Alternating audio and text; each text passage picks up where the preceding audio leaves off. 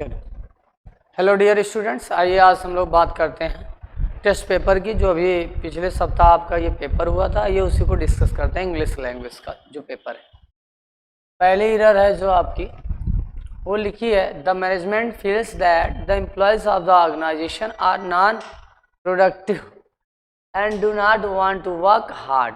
ये आपके पास ऑप्शन है, first one is, second one, third one, last one. या फिर सेंटेंस पूरी तरह से करेक्ट है तो नो एरर। ठीक है, आप लोग क्या लगाए हो इसमें? ये नहीं किए कोई? देखो, कह रहा द मैनेजमेंट फील्स, मैनेजमेंट को महसूस होता है, दैट की द एम्प्लॉइज यानी जो कर्मचारी हैं, ऑफ द ऑर्गेनाइजेशन उस ऑर्गेनाइजेशन के, उस संगठन के जो कर्मचारी हैं, आर मतलब हैं नॉन प्रोडक्टिव यानी नॉन प्रोडक्टिव हैं, and do not want to work hard और वो कठिन मेहनत नहीं करना चाहते, ये कहना चाह रहा है। अब एक वर्ड इंग्लिश में होता है अनप्रोडक्टिव, अनप्रोडक्टिव, और एक वर्ड होता है नॉन प्रोडक्टिव। दोनों का हिंदी मतलब तो होता है यूजलेस यानी बेकार, बट नॉन प्रोडक्टिव लगता है वस्तुओं के लिए। वस्तुएं बेकार हैं तो वो नॉन प्रोडक्टिव है, और इंसान कोई निकम्मा है, निठल्ला है, कामचोर है, यूजलेस है, तो उसके लिए क्या लगाते हैं? अनप्रोडक्टिव।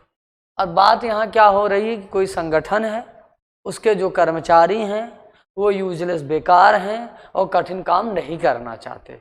इट मीन्स इस कॉन्टेक्स्ट में बात इंसान की हो रही है, ना कि वस्तुओं की। और आपने जो एडजेक्टिव रखा है वो है वस्तुओं वाला। तो we should use unproductive in place of non productive. Okay, तो एरर इसमें यही थी। आपका क्वेश्चन सी पार्ट एरर था, और सही कैसे होगा कि नॉन प्रोडक्टिव की जगह अनप्रोडक्टिव हम लिख ले तो सही हो जाएगा। अगला क्वेश्चन है, इसको आप बताओगे? बताइए क्या होगा इसमें? Political functionaries at the lower levels of the archery benefits usually from burleizing and the sale of the illicit liquor during periods of prohibition। कोई बताओगे? देखो बाबा, सेंटेंस को सबसे पहले दो पार्ट में तोड़ा जाता है, एक वर्ब और एक सब्जेक्ट, प्रेडिकेट और सब्जेक्ट। प्रेडिकेट की स्टार्टिंग वर्ब से होती है तो ये बेनिफिट वर्ब है। अगर ये वर्ब है तो ये इतना बड़ा सब्जेक्ट फ्रेज, ये सब्जेक्ट फ्रेज है। इसमें लीडिंग सब्जेक्ट होगा, ऐड प्रीपोजिशन है ना, तो सबसे पहली वाली प्रीपोजिशन के बाद सब क्या हो जाता है? ऑब्जेक्ट। तो मेन सब्जेक्ट उसके पहले होता है, तो ये फंक्शनरीज मेन सब्जेक्ट है। और फंक्शनरीज लिखा है, प्लूरल है, तो वर्ब कैसी आएगी? प्लूरल। इसी के अनुसार वर्ब लगेगी। और प्रेजेंट में यस में वर्ब में यस लगता है तो सिंगुलर बन जाती है। तो प्लूरल वर्ब क्या है कि यस इससे हटाना। समझ आया? सब्जेक्ट प्लूरल है इसलिए वर्ब प्लूरल आएगी, और बेनिफिट सिंगुलर वर्ब है, प्लूरल बेनिफिट होता है। कैसे पता? ये मेन सब्जेक्ट है, प्रीपोजिशन के बाद ऑब्जेक्ट आता है, एट यहाँ प्रीपोजिशन है इसलिए सब ऑब्जेक्ट हो गया, तो मेन सब्जेक्ट क्या है? फंक्शन। क्लियर हुआ? अब आइए और बात करते हैं नेक्स्ट क्वेश्चन। नेक्स्ट दोनों क्वेश्चन है आपके इम्प्रूवमेंट के। देखिए लिखा है, if you want to save money, यदि आप पैसा बचाना चाहते हैं, तो you must get rid of shopping, तो आपको शॉपिंग वॉपिंग कुछ कम करना चाहिए। क्या लगता है आप लोगों के according? Cut down on. Good. Cut down on का मतलब कम करना, कम करना। तो कह रहा है यदि आप पैसा बचाना चाहते हैं तो आपको अपनी शॉपिंग क्या करना पड़ेगा? कम करना पड़ेगा। तो A is right answer. Brush side का मतलब होता है अनदेखा करना, अनदेखा करना। ब्रश करते समय एक एक साइड को आप अनदेखा कर देते हैं। स्टैंड बाई मतलब मदद करना, साइकिल स्टैंड के द्वारा खड़ी होती है तो मदद करना या सपोर्ट करना। गेट रीड ऑफ जो लगाए हो आप, इसमें डबल एफ है, ये डबल एफ नहीं होता, gate rid of single F होता है, तो जो लिखा था वो गलत था। तो मीनिंग के हिसाब से A is right answer of this question. 4 नंबर क्वेश्चन है, my elder sister would write me 3 letters every month. मेरी जो एल्डर सिस्टर है वो हर महीने मुझे 3 लेटर लिखती हैं, एज वेल एज, और साथ साथ मुझे कॉल करती हैं। ना जानते हो तो आप लोग जान लें, एज वेल एज एक प्रीपोजिशन है, और प्रीपोजिशन के बाद वर्ब हमेशा चौथी फॉर्म में आती है, और ये चौथी फॉर्म लिखा भी है, तो ये सेंटेंस पूरी तरीके से नो इम्प्रूवमेंट, यानी सही है, कोई गलती नहीं। अगला है आपका 5 नंबर क्वेश्चन।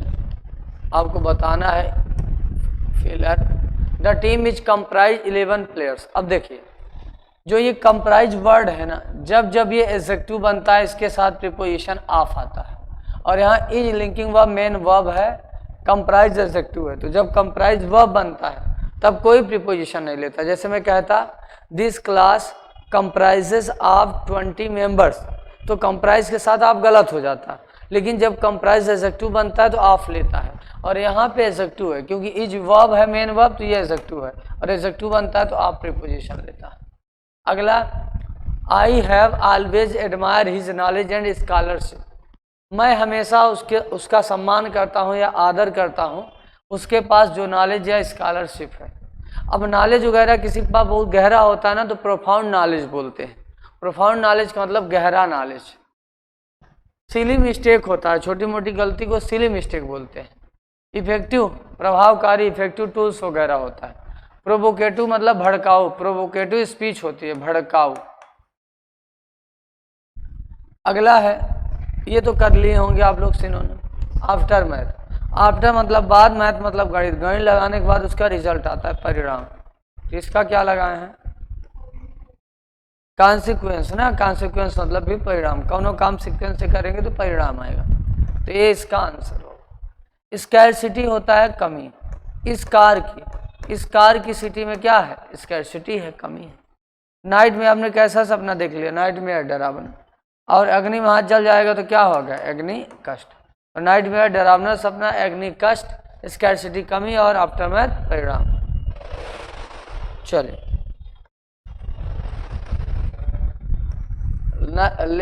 नेक्स्ट वर्ड है आपका कैनोरस। कैनोरस मतलब स्वीट साउंड, मधुर आवाज। मधुर आवाज, तोड़ डालो आज सब, मधुर आवाज। देखना वहाँ मोबाइल ना तोड़ देना। कैनोरस आवाज मतलब कैनोरस मधुर आवाज। तो जो आवाज कानों को अच्छी लगे वो आवाज कैसी है, वो आवाज कैनोरस है, मधुर आवाज। कोलरिक गुस्सैल होता है, जो बात बात में कॉलर पकड़ ले वो कोलरिक गुस्सैल है।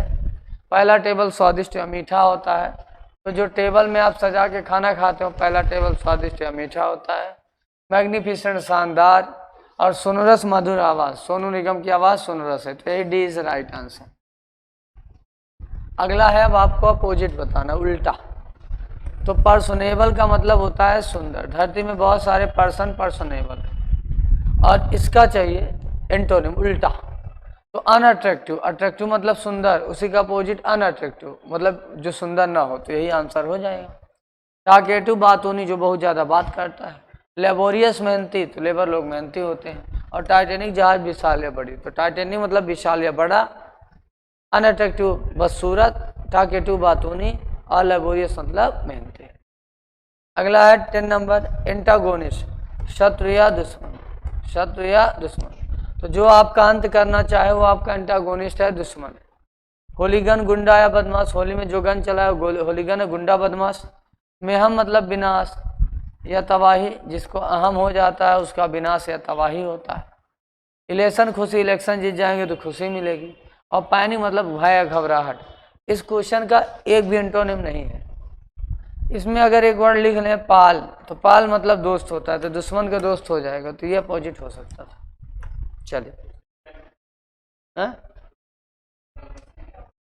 उसमें गलती से टाइपिंग मिस्टेक हो गई ना, तो होना चाहिए था बट नहीं हो।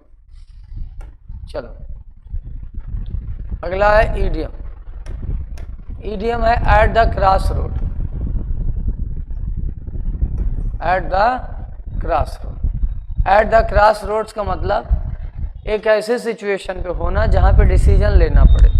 It means an important point of a decision. Follow suit का मतलब होता है किसी का अनुकरण करना, जैसा कर रहा है कोई उसी तरह आप भी कर रहे हैं। देखो कहाँ है, doing the same as someone else has just done, मतलब उसी प्रकार से करना जैसा कोई और कर रहा है। फॉलो का मतलब वैसे भी होता है अनुकरण करना।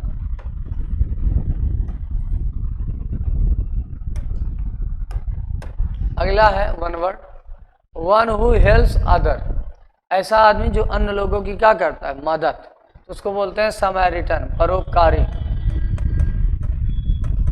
तो सम्राट अकबर समैरिटन थे, परोपकारी। वेटरन मतलब अनुभवी होता है, इस होटल के वेटर लोग बड़े वेटरन है, अनुभवी। अब्सोल्यूट पुराना होता है, तो अब शोले मूवी अब्सोल्यूट पुरानी होगी। और वैप मतलब लावारिस होता है। अगला है a person who oppose war or use of military force, ऐसा आदमी जो युद्ध का अपोज करता है, युद्ध नहीं लड़ना चाहता, युद्ध नहीं करना चाहता, बल्कि शांति चाहता है, तो उसे बोलते हैं पैसिफिस्ट, शांतिवादी। हैमलेट तो टोला या पूर्वा होता है, गांव में जो टोला या पूर्वा नहीं होता उसे बोलते हैं। नार्सिसिस्ट एक ऐसा आदमी होता है जो अपनी ही प्रशंसा करता है। और फैटालिस्ट मतलब भाग्यवादी, भाग्यवादी। अगला है स्पेलिंग, बताना है चार में से कौन सी स्पेलिंग सही है। तो एक असैसिनेशन होता है, गधा एक, उसके पीछे एक और गधा, उसके पीछे मैं और मेरे पीछे मेरा देश, ये स्पेलिंग होती है। किसमें है, तो यही सही हो, इसका मतलब राजनीतिक हत्या। फिर है आपका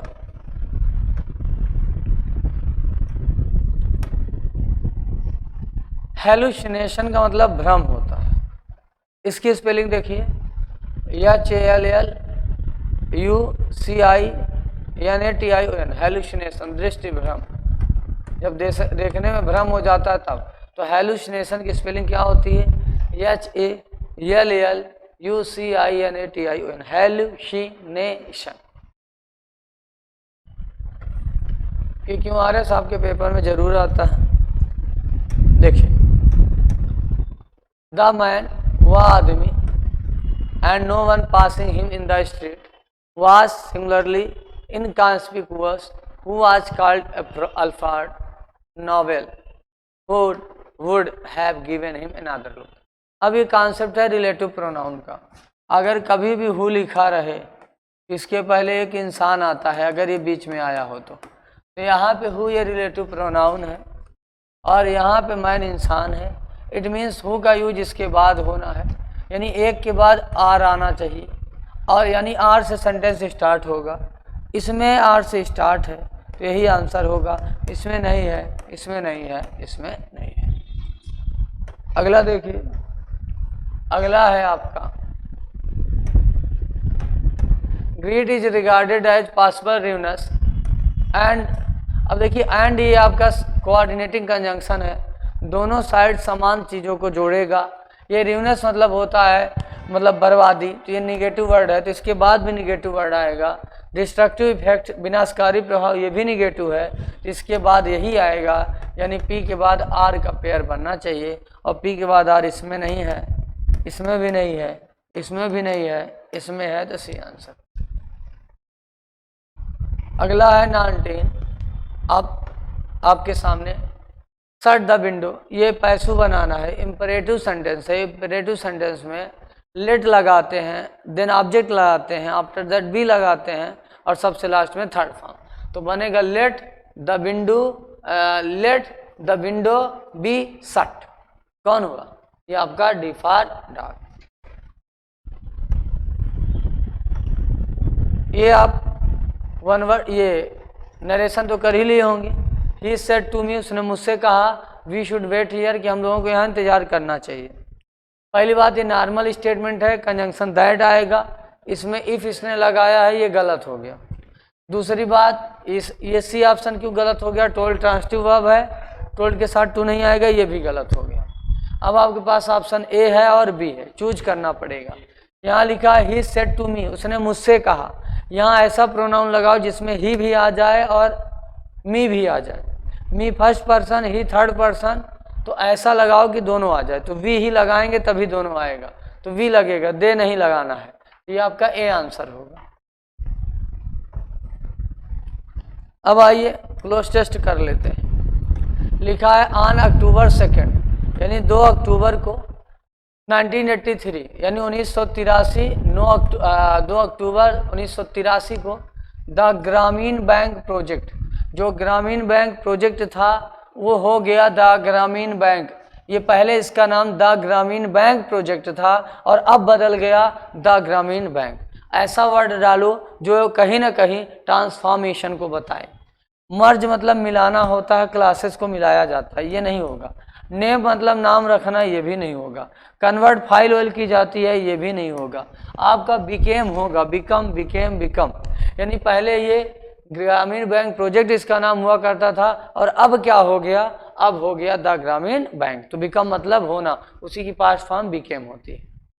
we invited the finance minister, हम लोगों ने बुलाया था, आमंत्रित किया था वित्तीय मंत्री को, to be the chief guest at our ceremony, जो हमारी सेरेमनी होने वाली थी, जो सेरेमनी मतलब समारोह, जो समारोह शुभारंभ होने वाला था, उसमें मुख्य अतिथि के रूप में हम लोगों ने वित्तीय मंत्री को बुलाया था। अब आपके पास ऑप्शन है ओपनिंग सेरेमनी, तो हाँ यही चलता है, ये कंपाउंड वर्ड है। ओपनिंग सेरेमनी का मतलब होता है उस दिन जिस दिन सेरेमनी समारोह शुरू होने वाला था, तो ये ऑप्शन लगेगा। क्लोजिंग तो बंद होता है, डेडिकेटेड तो समर्पित होता है, और इनऑगरेट का मतलब उद्घाटन होता है, तो ये नहीं लगेगा। सेरेमनी हमेशा ओपनिंग की जाती है। इसके बाद बट लेकिन, व्हेन द मिनिस्ट्री केम, जब मिनिस्ट्री आई, टू दैट द सेरेमनी, तो but when the ministry came no, लेकिन जब मिनिस्ट्री आई, मिनिस्ट्री को पता चला, क्या पता चला, रिवील मतलब उजागर करना, ये नहीं होगा। अवेयर जागरूक, ये भी नहीं होगा। इन्फॉर्म सूचित करना, ये भी नहीं होगा। नो जानना, तो यही लगेगा। तो कह रहा है कि when, but when the ministry came to know, जब मिनिस्ट्री को ये बात पता चली, यानी जान पाई, क्या जान पाई, दैट की the ceremony would take place in a remote district, कि ये जो सेरेमनी होने वाला है समारोह, ये दूर के किसी जिले में, डिस्ट्रिक्ट में होने वाला है। तो दे सेड, तो उन लोगों ने कहा, it would not be an appropriate place, क्या एक उचित स्थान नहीं है। इसमें एक्सीलेंट नहीं लगेगा, एक्सीलेंट मतलब निपुण या कुशल होता है। अवेलेबल मतलब उपस्थित होता है। इन ऑस्पिशियस मतलब अशुभ होता है, और अप्रोप्रिएट उचित होता है। तो ये अप्रोप्रिएट प्लेस नहीं है, ये उचित स्थान नहीं है, तो ये आपका डी लगेगा। अच्छा, टू लॉन्च करने का, अ बैंक एक बैंक को, and that the ceremony should be, और इस सेरेमनी को होना चाहिए, इन ढाका यानी ढाका में। अब आपको पता है असेंबल इकट्ठा करना, ये नहीं होगा। डन करना, ये भी नहीं होगा। शिफ्ट रूम किया जाता है, ये भी नहीं होगा। कोई प्रोग्राम वगैरह का क्या किया जाता है, आयोजित किया जाता है, तो हेल्ड मतलब आयोजित करना, तो इस तरह से ये होगा। तो इस तरह से ये 2500 क्वेश्चन आपके कंप्लीट हुए।